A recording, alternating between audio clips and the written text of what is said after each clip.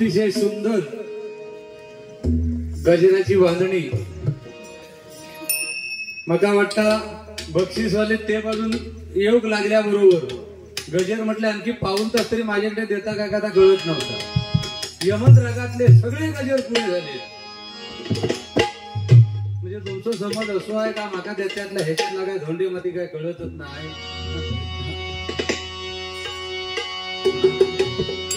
सुरुवात काय झाली बुवांची की हल्ली बायका नवऱ्या घरातून म्हणतं नवरत्न पद्धतीचं असलं तर त्यांचं नाही इलाज आहे। शेवटी त्याचं तवडाच जागे हरासात कधी अरे तुला म्हणणार नाही ते काय।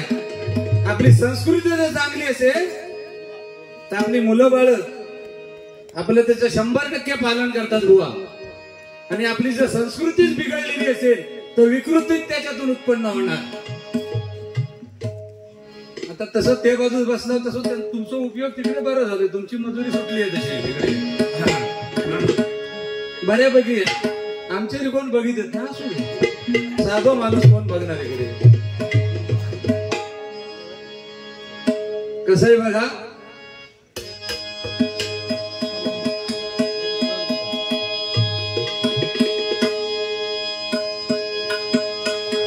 हसण्यानं माणसाचं आयुष्य वाढतं। प्रत्येकाने हसायला शिकायला पाहिजे। हसण्याने रोगराई पळते, टाळी वाजवल्याने रक्ताचे चलन होते। आणि ती जर पंढरीच्या पांडुरंगाची टाळी आपण नागब्रह्माची टाळी जर दिवसातून 3 ते 4-5 वेळा वाजवली तर आपल्याला रक्तदोष कुठलाही होत नाही। आपल्या रक्ताच्या रक्तवाहिन्या सुरळीत चालतात आणि अटॅक बिटॅकचा धोका टळतो। एवढी द्या शेगावच्या गजानन महाराजांच्या टाळीमध्ये नावाच्या टाळीमध्ये आणि पांडुरंगाच्या नावाच्या टाळीमध्ये ताकद आहे। आणि ती टाळी ब्रह्मानंद टाळी ही भजनामध्ये वाजायलाच पाहिजे। कसो बुवांची कशी सफेद 2ची पेटी आहे आणि त्यांची सवय कशी आहे जीवास सांभाळून ओरडायचा। आमचा तसा नाही, काळी 2 स्टँडर्डची पेटी बुवानी ही वापरायची मी ती वापरायची। बघूया कसा होता होणार खाली वर 100%।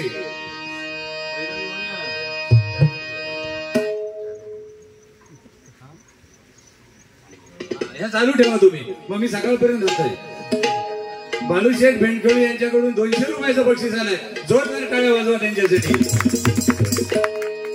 आता गजराकडेच बुवा ओढूया वाजले भरपूर नाही का। बुवाने सुद्धा चांगली चाल म्हटली। ऍक्च्युअली तीच चाल मी म्हणणार होतो पण मुळावरच उडवलं होतं मी। पण मी आपली दुसरी म्हणतो प्रॅक्टिस केलेली नाही, सांभाळून घ्या। कारण या भगवंताच्या नामस्मरणासाठी शेगावच्या गजानन महाराजांच्या प्रकट दिनानिमित्त आम्हा 2 बुवांना इथं बोलावलं तुम्ही। बुवानी गजर छान म्हटला पण गजानन महाराजांची प्रचिती काय ते शेगावलाच का गेले, इतर गावामध्ये का नाही गेले हे सुद्धा सांगणं कुठेतरी आम्हा बुवा लोकांना क्रमप्राप्त आहे।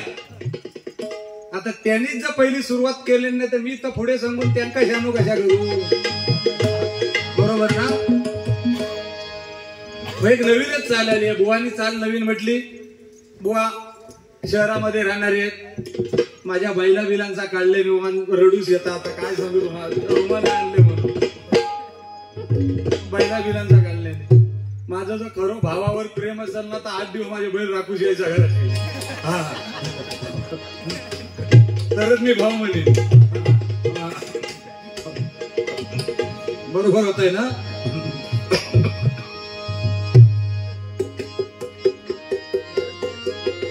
प्रेमावर भरलं ग तुझं आता मन भरलं ग तुझं प्रेमावर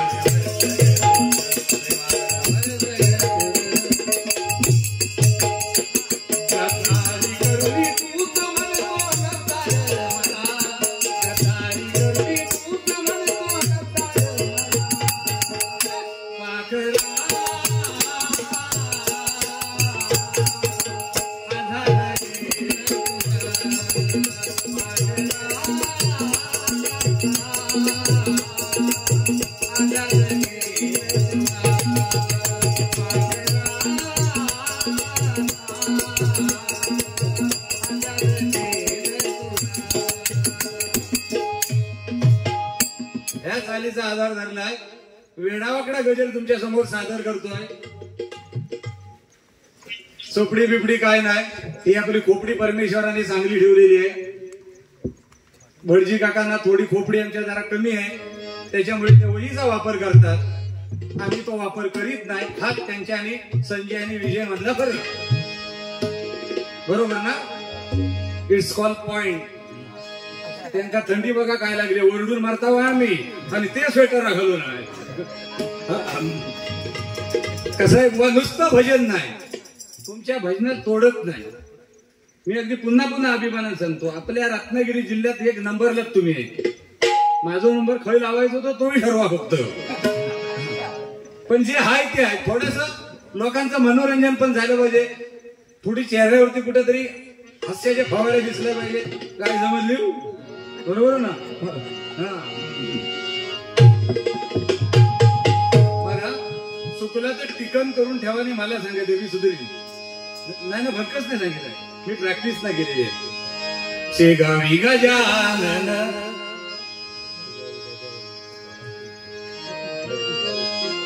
शेगावी गजानन गावो त्यांचं भजन. शेगावी गजानन गावो त्यांचं भजन.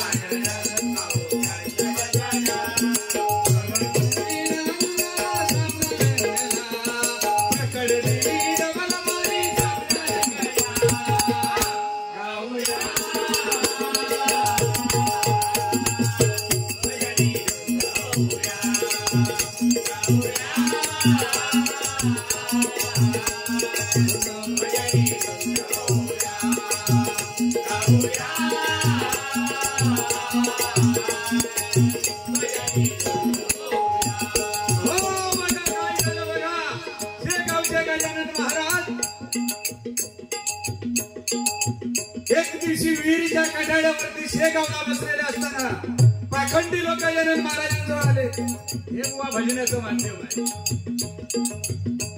हे कथन होणं गरजेचं आहे भजनामध्ये. गजराच्या माध्यमातून इकडची तिकडची गाणी काय उपयोगाची नाही, ती सगळ्यांना म्हणता येतात, बरोबर नाही का? हे माध्यम माझ्या रसिक प्रेक्षकापर्यंत जाऊन पोहोचलं पाहिजे. गजानन महाराजांची एखादी गोष्टीची ख्याती माझ्या या भक्तजनांपर्यंत पोहोचली पाहिजे, तरच ती आपली सेवा गजानन महाराजांपर्यंत पोहोचली अशी म्हणता येईल. काय झालं बघा, गजानन महाराज एका विहिरीच्या आड उन्हाळ्यामध्ये कठाड्यावरती बसले होते. पाखंडी लोक आले आणि गजानन महाराजांची चेष्टा करायला लागले. तू जखमी सावकाश वाजवा, झिंजर ती झिंजर.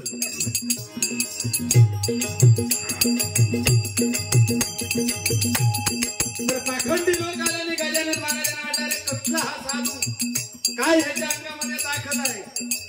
दुसऱ्या बाजूने दुसरी पाखंडी लोकांची टोळी आली. तुमचा होते पण मी माझं बघते.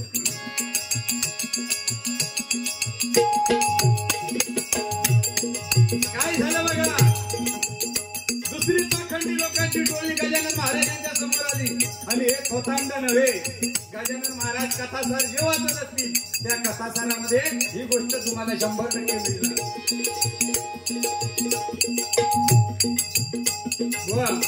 दिस इज माइंड. भल्या भाल्यांचा इंग्रजी व्हिडिओ होतो मी, कारण ते मकाच समजत नाही इंग्रजी गायचा.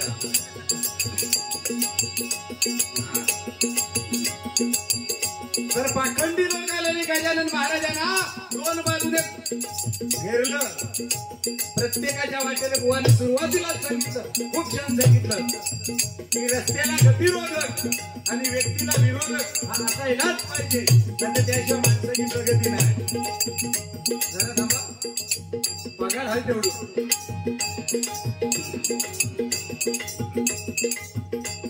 काय बघा, ही बतावणीच महत्वाची आहे. नाहीतर एक आरती आली ती, जय देवी जय देवी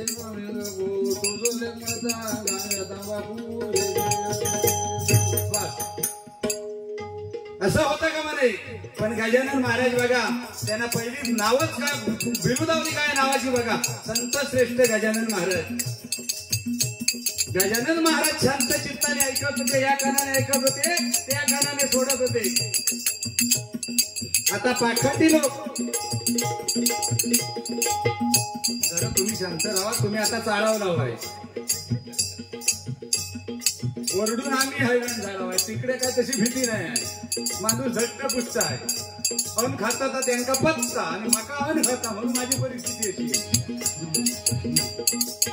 तर गजानन महाराजांनी काय केलं बघा, या कानाने ऐकलं, त्या कानाने सोडून दिलं. पण जे टवाळखोर असतात, सत्ययुग, त्रेतायुग, द्वापारयुग आणि कलियुग जे आलाय, ते कलियुग सहजासाठी आलेलं नाही. हा कली आपल्यामध्ये कसा येऊन बसलाय बघा, एका हातामध्ये आपलं लिंग धरलाय आणि एका हातामध्ये आपली जिभा धरली आहे.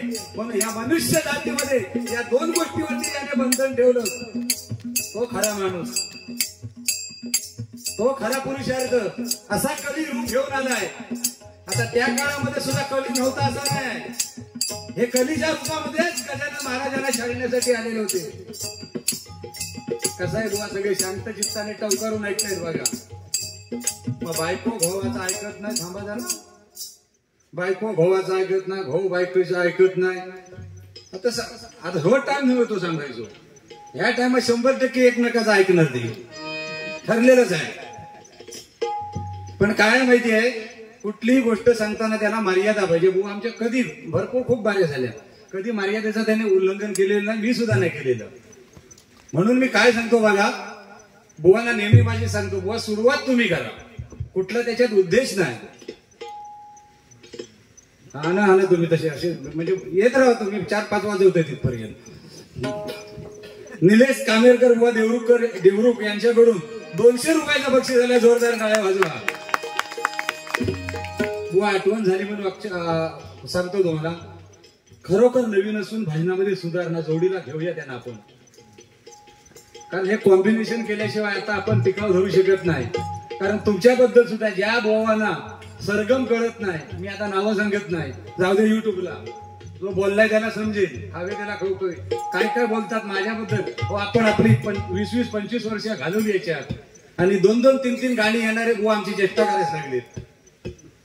पण ते तडाखा डबलवर ही माझ्या गावाशिवाय आहेत. तुमच्याकडनं आता काम जरा होणार नाही, हे बरोबर नाही. कुठेतरी थांबायला पाहिजे. तुमच्या अंगात काय कमी झालं. आता परवा तुम्ही देवगडला बारी गेले, तुमची बारी चालू असताना मी फोन केला स्वाभिमान आणि माझा एक बंधुराज म्हणून, तिथल्या लोकांनी सांगितलं अतिशय मस्तपैकी मयेकर बुवांचं भजन आहे, आणि घाडीगावकर बुवा सुद्धा त्याच पद्धतीने भजन करीत होते. मला समाधान मिळालं ना, तरच आपण पुढे येणार. हो बघा बिचारो हाताची घडी घालून बसलो आहे. तुम्ही मागाशी त्या का मागा जनावर बघू सांगितलं, आता खळ जाऊयात प्रश्न पडतो. आता आताची सगळी जनावर येंगे, सोनू पिल्लू काय बोलणार का नाही बाबा, तिकडे लक्ष देऊ नको, चांगला होणार हरिनामात आहे तो. बघ तू जसं नग देतय ना,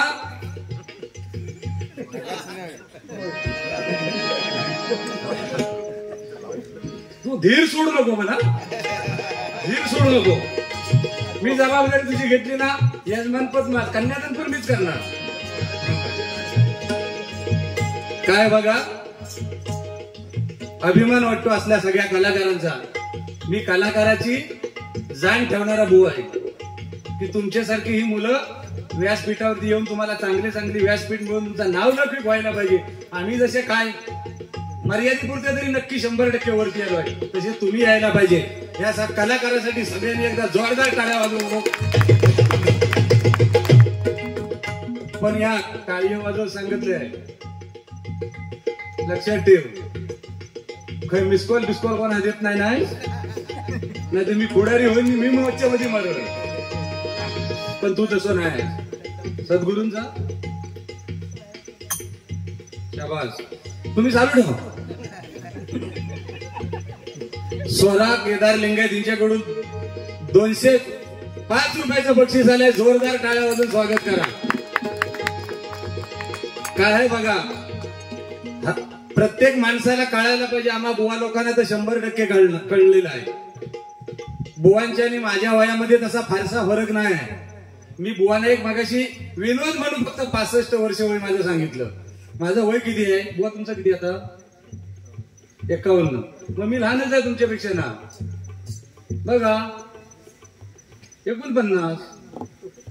पण हे फोटो बघून बघा हो, याच्यात तरतरीत खैसो दिसता. बघा यांका थंडीत लागतंय जशी काय छान हो माणूस. बघा ना, सदा उन्हात कायम जोमात साड्यावर, कधी पण या तुम्हा फुल रे, टेन्शन ना, कधी पण फोन करा, बंद मिळणारच ना फोन. तर काय बघा, गजानन महाराजांना त्या पाखंडी लोकांनी सतावलं आणि काय सांगितलं, तू जर खरा युगपुरुष साधू पुरुष असशील तर एका गटाने काय सांगितलं बघा, या यावेळी उन्हाळ्यामध्ये जे खडखडीत विहीर झाली आहे, त्या विहिरीला जर सकाळी काठापर्यंत पाणी आणलं तर आम्ही समजू की तुझ्या अंगामध्ये काहीतरी देवाचे गुण आहे. तरी पण गजानन महाराज गणगण गणात बोते हा मंत्र आहे, आणि तो मंत्र म्हणताना सुद्धा मंडळी लक्षात ठेवा, तो शांततेचं प्रतीक मंत्र आहे. तो शांततेचं प्रतीक आहे. तर मंत्र सगळे आहेत. ओम नमः शिवाय, ओम गणेशाय नमः, ओम हरे नमः, भटजी काकाय नमः, हरे नमः, असे ते बरेच आहेत. दुसऱ्या पाखंडी लोकांनी गजानन महाराजांना काय सांगितलं बघा, जी औषधी वनस्पती ही सगळी देवाची करणी आणि नारळात पाणी. औषधी वनस्पतीची झाडं होती एका बाजूला गावाच्या दरीवरती लावलेली, ती औषधी झाडं सगळीच्या सगळी वाळून गेलेली होती. गावातल्या लोकांना विवंचना पडली की आजारावरची ही औषधी वनस्पती, आता लोकांना आजारावरती औषध उत्पन्न करायचं कसं, ते पाखंडी लोक आले आणि गजानन महाराजांना सांगायला लागले. की तुमच्यात जर खरोखर देवत्व असेल, साधुत्व असेल, तर ही सकाळी ह्या सगळ्या झाडांना पालवी फुटली दिसली पाहिजे. बुवा हे असं काहीतरी सांगू खाऊ. गजानन महाराजांच्या प्रकट दिनी आले, माझ्यापेक्षा डबल जेवले, काहीतरी सांगू खावा. दादा म्हणून सांगते, ऐकायचं आपला काम करा तुम्ही. काय झालं बघा, गजानन महाराजांनी त्या विहिरीच्या कठाड्यावर उतरल्यानंतर शेगावीच्या द्वारापाशी गेले. शेगावीच्या द्वारापाशी गेले आणि त्या द्वाराच्या म्हणजे जो प्रवेशद्वार आहे त्या प्रवेशद्वाराच्या आता सुशोभीकरण झालंय. त्या प्रवेशद्वाराच्या आतमध्ये गेल्यानंतर एक जुनाट वृक्ष आहे. त्या वृक्षाखाली ती आपली जी चिलीम होती ती पेटवली. एक पाय असा आडवा करून एक पाय उभा करून गण गण गणात बोते 1,01,111 वेळा मंत्राचा जप केला. परमेश्वराने दर्शन दिलं. आणि या कलियुगामध्ये जर तुम्हाला सांगायचं झालं तर दत्तात्रयांचा अवतार थांबल्यानंतर 3 सत्पुरुष आपल्या या पृथ्वी तलावरती आले. कोण कोण? एक सद्गुरु साईनाथ, एक स्वामी समर्थ आणि तिसरे आपले शेगावचे गजानन महाराज यांनी आपलं हे धारण केलं या पृथ्वी तलावरती. काय झालं बघा, पाखंडी लोक काय नुसत्या दौंड्या पिटत गेल्या, साधू पळाला साधू पळाला. पण म्हण आहे बघा, आलं देवाजीच्या मनात इथं कोणाचं झाले ना. पण गजानन महाराजांनी तिथून निघाल्यानंतर तुम्ही जी माझी चेष्टा करताय याच्यापेक्षा आणखी 10 पटी माझी चेष्टा करा. पण हे परमेश्वराचं नाव घेतो, ते अंतर्यामीच्या देठापासून घेतोय, त्याचं घेत असेल तर तुम्ही केलेल्या चुकीचं प्रायश्चित तुम्हाला उद्या त्याच ठिकाणी मिळेल. काय आश्चर्य बघा हो, काय आश्चर्य बघा. सद्गुरुत्य म्हणून म्हटलेले संत श्रेष्ठ शेगावचे गजानन महाराज. जी विहीर कोरडी आहे उन्हाळ्यामध्ये झालेली होती, ती विहीर काठापर्यंत भरून ओसंडून वाहत होती. मंडळी, जी औषधी वनस्पती गावाच्या वेशीवरती लावलेली सगळी मेली होती, त्यांना छानपैकी वसंत ऋतूत जसे अंकुर फुटतात ती सगळी वृक्ष पालवले होते. सकाळी गावकरी आले, एकमेका हाका मारीत. आमचे बेंडकडे हाक मारतात नाही, आणि आमचे सचिन काळे येतात सरपंच. काय समजली? सकाळी काय झालं बघा, हा हा म्हणता ही बातमी अखंड शेगावामध्ये पसरली. अखंड शेगावामध्ये पसरल्यानंतर ज्याला खावे त्याला खवखवते अशी जी काय म्हण आहे, त्याप्रमाणे ज्यांनी चेष्टा केलेली होती यांना परमेश्वराने निद्रा लावली. अखंड गावामध्ये आगडोंब झाला. गजानन महाराजांनी एक चमत्कार घडवला. ज्याच्या त्याच्या मनामध्ये, ज्याच्या त्याच्या वाडीमध्ये, ज्याच्या त्याच्या कानापर्यंत एक गोष्ट जाऊन पोचली. आणि प्रत्येक जण त्या विहिरीजवळ आले, त्या गावाच्या वेशीर लावलेल्या झाडांपर्यंत गेले. आणि काय बघा, ती झाडं छान किती दिसते, फुलं पाकळू, माहिती आहे ना कविता ती, त्याप्रमाणे ते सुंदर असे वृक्ष कोवळ्या डिगऱ्या फुटून झुलत होते आणि विहीर ओसंडून वाहत होती. आता हे तिथं आल्यानंतर हे झोपेत ना उठले, रात्री बांब लावलेलो ना, इकडे आल्यानंतर जरा बरं वाटलं, बाबा सगळेच चांगले आहेत म्हणून सुरुवातीच सांगितलं, गर्दी असण्यापेक्षा दर्दी असणं गरजेचं आहे. यांका जेव्हा ही बातमी कळली अंतुरना, तेव्हा उठून धडपडत कोसळत पिसलं ढोपरा बिपरा उडीत विहिरीपर्यंत आले. बघितलेत तर काय, ज्या साधू महाराजांची आम्ही चेष्टा केली होती, ज्या कठाड्यावर बसून ती विहीर ओसंडून वाहत होती, संपूर्ण सगळीकडे पाणी स्वच्छ पाणी वाहत होतं. आणि ज्या झाडांना म्हणजे सुकलेली झाडं होती औषधी, त्या झाडांना पालवी फुटून ती मस्तपैकी मोराच्या पिसाऱ्यासारखी डोलत होती. तिथंच त्याने आपलं प्रायश्चित घेतलं. काय प्रायश्चित्त घेतलं? गजानन महाराजांपर्यंत पोहोचले. गजानन महाराज शेवटी देवाचा अवतार आहे. तो कोण वाईट करतो कोण चांगलं करतो ते जाणतात. आम्हीही जी आता वेगवेगळी भजन रूपी सेवा करतोय त्या परमेश्वराजवळ पोहोचण्यासाठीच आमचं हे कारण चालू आहे की आम्ही वेडीवाकडी जी भजन रूपी सेवा करतोय, गजानन महाराजा तुझ्या चरणापर्यंत पोहोचू दे आणि आमची दोघांची म्हणजे सगळ्याच भजनीकांची जशी भजनं चालत तशी आनंदाने चालू दे, हेच आम्ही मागणार. फक्त हे आता कसं चालवल्याने ते जरा थांबवले थोडे, अजून चालू ठेवल्यानंतर अजून थोडा सांगेन मी.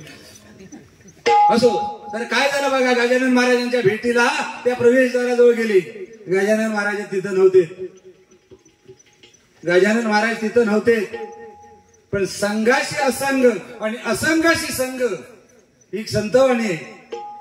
ते सुद्धा विसेला पेटले, कारण त्यांना खबर लागली होती की इथून गजानन महाराज तिथं जाऊन बसले. गजानन महाराज तिथून गुप्त झाले, पुन्हा विहिरीवरती येऊन बसले. यांना कुठेतरी पुन्हा खबर दिली की गजानन महाराज विहिरीवरती येऊन बसले. पण शेवटी परमेश्वर हा भक्ताचा अंत बघत असतो की तू किती परीक्षेला माझ्या उतरतोय. त्याप्रमाणे गजानन महाराजांनी दृष्टांत त्यांना दिला. त्यांना दृष्टांत दिला की आज ही गोष्ट केली ही पुन्हा आपल्या उभ्या आयुष्यामध्ये पुन्हा करू नका आणि भगवंताच्या नामस्मरणामध्ये तल्लीन राहा. आणि त्या नामस्मरणामध्ये जर तल्लीन राहिले तर तुमच्या आयुष्याची नौका पैलतीरा गेल्याशिवाय राहणार नाही. एवढीच माझी सगळ्यांना फक्त विनंती आहे. घ्या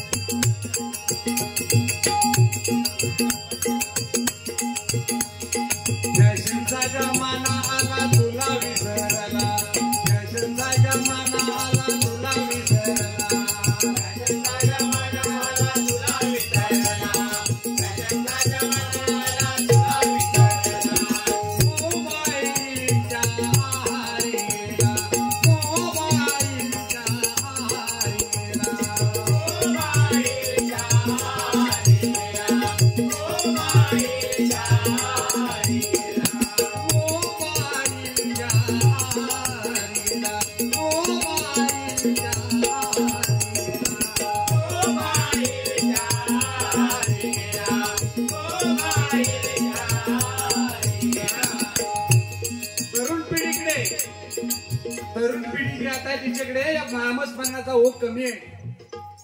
प्रत्येक आई वडील आपण काबड कष्ट करतात, आपल्याला 1000-1200 रुपयाचा मोबाईल देतात, म्हणजे 7 दाबलो की 8 आकडो बाहेर येतात. पण आपल्या मुलांना 15-15, 20-20, 30-30 हजारचे मोबाईल घेऊन देतात का? की समाजामध्ये आपली मुलं ही उठून दिसायला पाहिजे. बघा आमचे बेंडकडे साहेब पण आता मोबाईलवर खेळतात. बघा टाइम काय मोबाईलवर खेळायचो तुमचा चालू आहे का? असं तर मोबाईलच्या आली गेली आताची पिढी. मुली, तू केदारची मुली नव्हे, माझी मुली आहेस.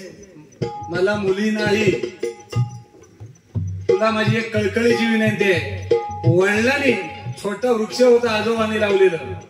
काय सांगतोय लक्षात ठेव.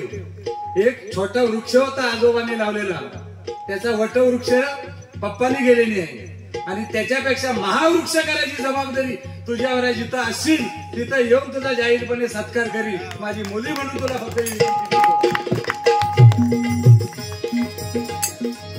काय बघा तरुण पिढी भडकली. आता हो बघा हो आता जीनचे पेंटी ओलाय ना 3 नंबरला, म्हणजे हो बघा हसताय तो. त्याचा परवा लग्न झाला. बरं लग्न झालं, ज्याचं लग्न झालं ना भजनातल्या मंडळीचा अनुभव घ्या बुवा, म्हणजे 100% असणार. तो बारीच बोलव गेला की सांगणार डोका दुखताय, जरा अंग कुरमाडताय, तो कारणच सांगणार. आता ह्याचा बरा लग्न झालं, हळदी जवळजवळ 35,000 तो खर्च. किती हळदीस? आता खचलो तर मी सांगितलं, ही जागा नव्हे ती, बरोबर ना? बऱ्याच त्या हळदीचे नाचणारे असतात ते दुसऱ्या दिवशी लग्नात नसतं. बघा खरी गोष्ट आहे, हळदीच्या आदल्या दिवशी नाचणारे असतात ते लग्नात 99%, कारण त्यांची रेंजच गेलेली असतात लग्न लागापर्यंत.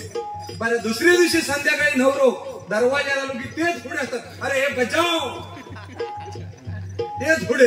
म्हणजे जसं लग्नाचा खर्च ते सगळे करतं. ही परिस्थिती समाजामध्ये होती आणि ती थांबायला पाहिजे. आणि ती थांबवायची एकमेव ताकद या नामस्मरणामध्ये, या हरिनामामध्ये आहे. आणि आम्ही बुवा किंवा आम्ही कुठेतरी आमच्या आई वडिलांचे अनंत उपकारी आहोत. त्यांनी कुठेतरी ही परंपरा चालू ठेवली म्हणून आम्ही बुवा या प्रवाहामध्ये आलो. तुम्ही आम्ही ही बघा, बुवा खूप भाग्यवान आहेत. खूप म्हणजे खूप. मला अक्षरशः आता भरून येते की त्यांचे आई वडील त्यांची कीर्ती बघायला थांबलेत. माझे आई वडील माझी ही कीर्ती बघायला थांबलेले नाहीत. म्हणून प्रत्येकाच्या पेटीवरती बॅनर नाव असते, रामेश्वर प्रासादिक भजन मंडळ, कुणकेश्वर प्रासादिक भजन मंडळ, नवनादेवी प्रासादिक भजन मंडळ. माझ्या पेटीच्या वरती नाव काय आहे ते फक्त बघा. आणि दोन्ही साईडला, एका साईडला माझ्या आईचा फोटो आहे, एका साईडला माझ्या बाबांचा फोटो आहे. हीच माझी विठ्ठल रुक्मिणी आणि हीच माझी राम सीता आणि हेच माझे गोपाळ कृष्ण राधा, जे जिथपर्यंत माझ्या बरोबर आहे तिथपर्यंत हरी नामाचा वारसा 100% मंडळी जपत राहणार. आता खमत वाटते, तेव्हा काय वाटत नव्हतं. बिंदास सिंधुदुर्गापर्यंत, मुंबईपर्यंत भजनाला निघायचं. पण आता कार्यक्रम आल्यानंतर जबाबदारीने होय की नाही बोलावं लागते. पण ज्यावेळी मयेकर बुवानी माझं नाव सुचवलं, बुवा 100% आय लव्ह यू. केदार भाऊनी फोन केला, असाच आमचा विषय चाललाय. म्हटलं बारी फिक्स करून टाका. मयेकर बुवा असले की झोपेतनं कोणी बारी केली तर मी ताबडतोब, का तेवढं आमचा एकमेकाचं जिव्हाळ्याचं प्रेम आहे, तेवढं त्यांच्याकडे त्या ताकदीचं भजन आहे म्हणून घेतो. आता मोबाईलवरनं सांगायचं झालं तर फक्त 1-2 मिनिटातच गजर आठवतो. एक पोरगी एका मुलाच्या प्रेमात पडली, आई वडील झोपले, नीट ऐका. जर कोण असतील तर त्यांच्या फायद्यासाठी आहे. आणि त्याने एकामेकाला काय पाठवतात ते मोबाईलवर, तुम्हाला माहिती, हो माणूस मुरलेलो आहे ते. मेसेज पाठवलेले. काय तिने मेसेज पाठवला मुलाला बघा. मुलाला काही देणं घेणं नव्हतं. मुलाला काही देणं घेणं नव्हतं. आई वडिलांच्या आज्ञेमध्ये होता.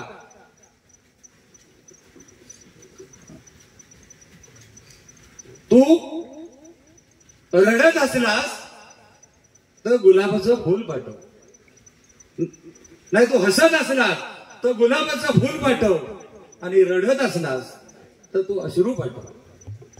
काय मेसेज बघा. काय हसत असलास तर गुलाबाचं फूल पाठव आणि रडत असलास तर तू मला अश्रू पाठव. जे संस्कार चांगली झालेली मुलं असतात ना तुमची आमची, कोणी वाईट नाही ना, आपल्या कोकणात तर नाहीच नाही. त्याने सहज मध्ये मेसेज रिव्हर्स केलं. तो आपल्या कामास निघालो होतो एक बेकीच्या, त्या जागेत जाऊन बसलो आणि रिव्हर्स केला. मी आता ह्या कामात बसले, त्यातला तू काय पाठव. मेसेज जागच्या जागी थांबले. हे कुठंतरी थांबायला पाहिजे आणि प्रत्येकाने आत्मपरीक्षण केलं पाहिजे. ही माझी मुली आहे, केदारची मुली नव्हे, माझी मुली आहे. एक समजा माझी माता बसली असेल ती माझी माता आहे, एक माझी भाऊजाई बसली असेल ती माझी आहे. आणि ह्या दृष्टिकोनाने जो समाजामध्ये जगला तो 100% आपल्या नावाला पात्र ठरला. आणि कधीच तुम्हाला सांगतो एक दिवसही अशी बातमी येणार नाही. फक्त आपली दृष्टी चांगली असायला पाहिजे की अमुक तरुणीवर अत्याचार, अमुक महिलेवर अत्याचार येणार नाही. फक्त त्याला कारण आहे आपली वृत्ती चांगली असायला पाहिजे आणि आपली नजर चांगली असायला पाहिजे. गजराची सांगता करतो.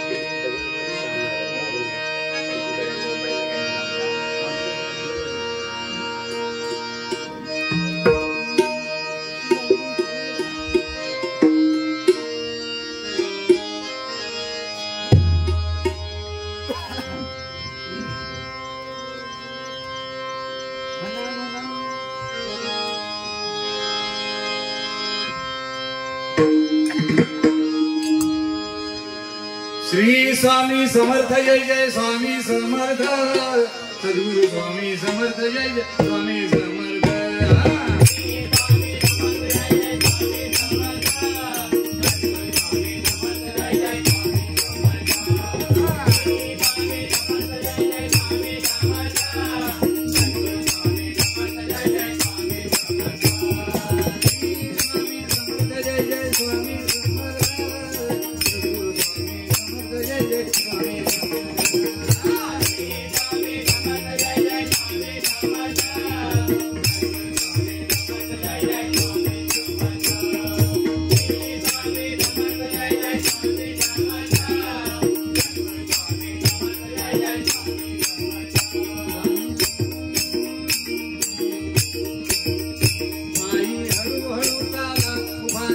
Jana